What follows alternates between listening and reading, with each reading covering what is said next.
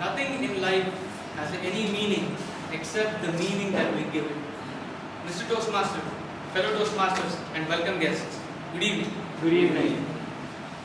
At the outbreak of World War II, Dr. Viktor Frankl, a practicing psychiatrist in Vienna, was sent to the concentration camps in Germany.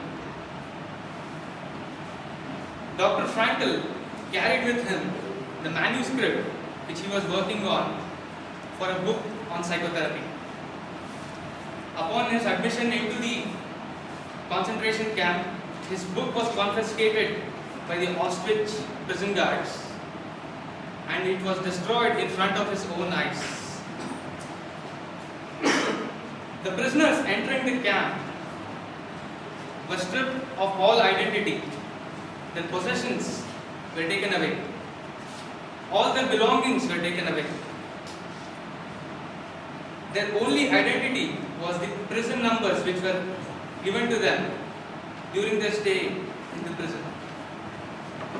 As the prisoners entered the prison, they were confronted, their fate was decided by a high-ranking SS officer who flicked his finger towards the left and towards the right.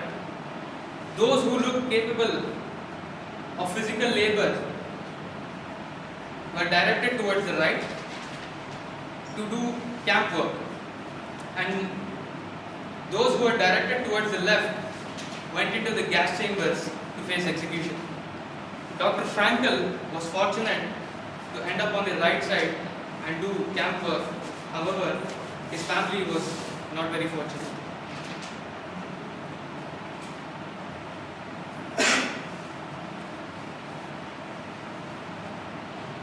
The inmates,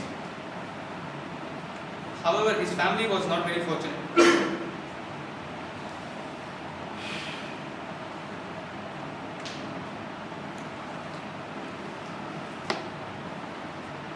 The inmates were often subjected to hard physical labor, which included digging trenches and laying railway tracks. They survived of a starvation diet which included a few loaves of bread and a watery soup. In fact, the living conditions were so extreme that only 1 in 28 made out alive out of the camp.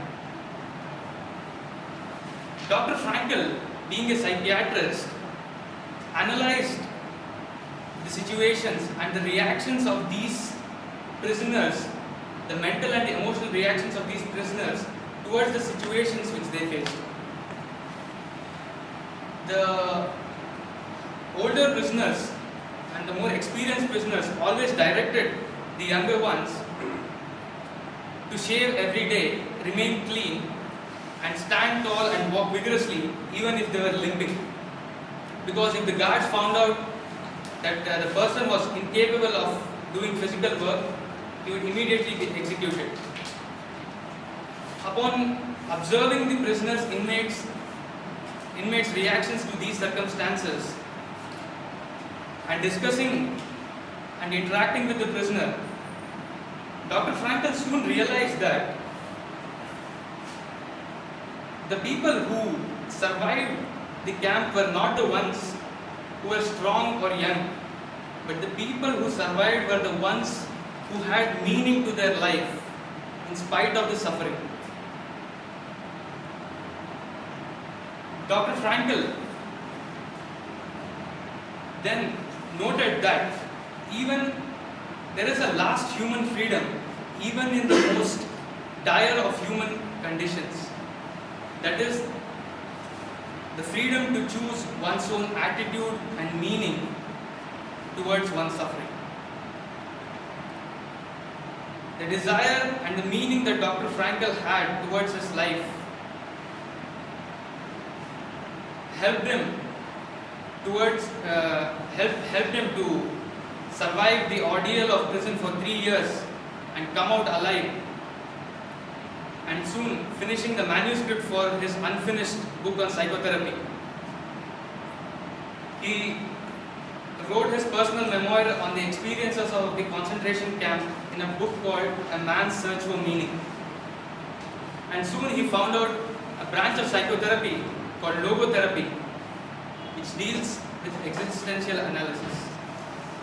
Its underlying principles are: life has meaning in all circumstances, even in the most miserable ones, and that we have freedom to choose the meaning in what we do.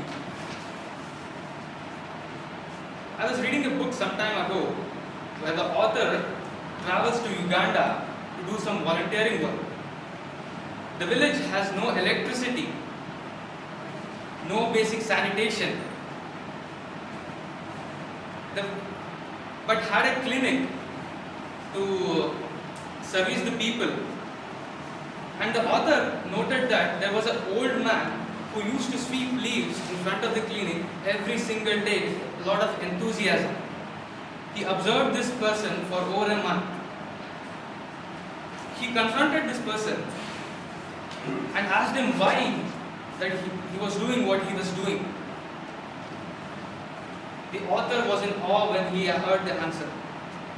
The old man replied that he was clearing the leaves to let the young, the babies who enter this world, and the elderly who pass this world, elderly who leave this world, have a clear passage to the outside, to the other world.